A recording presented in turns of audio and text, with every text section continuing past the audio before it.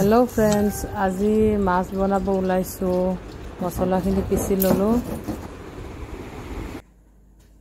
অলপ মিঠা তেল দিছো, সৰিহৰ তেল।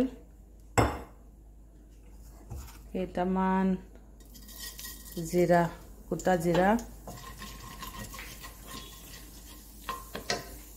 এতিয়া মই এয়া মাছখিনি ৰেডি কৰি ললো, বনাম। ইয়াতে সবখিনি একেলগে দি দিছো। ইয়াতে পিঁয়াজ, বিলাহী, সব হালধি, অলপ জালুকৰ গুড়ি, মছলাখিনি যে পিচিছিলে, এয়া নহৰু, জিৰা, ধনিয়া, জালুক সব আছে। ইয়াতে কেঁচা জলকীয়াও আছে। একদম কম তেলত মই বনাইছো।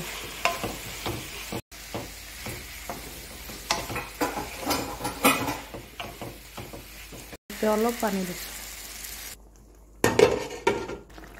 ইয়াতে দিছো নিমখ,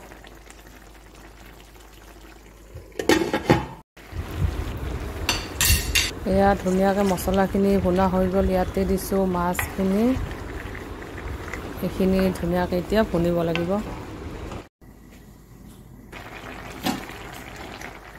এইটো গছৰ বিলাহী, এনেকুৱা সিজিব দিম, গোটাই গোটাই। খাই ভাল লাগিব। কেইটামান মটৰ দি দিছো, এতিয়া সিজিব। গছৰ হেৰি হয়, টাটকা হয় একদম।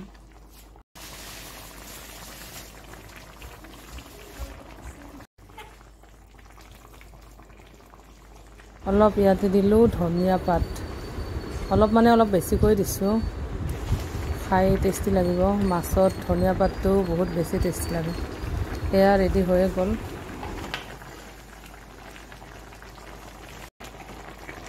তৰকাৰী ৰেডি হৈ গৈছে। একদম ধুনীয়া হৈছে। বেছি মছলা মই দিয়া নাই। কেনেকুৱা লাগিলে গাইজ জনাব। Thank you, bye bye friend.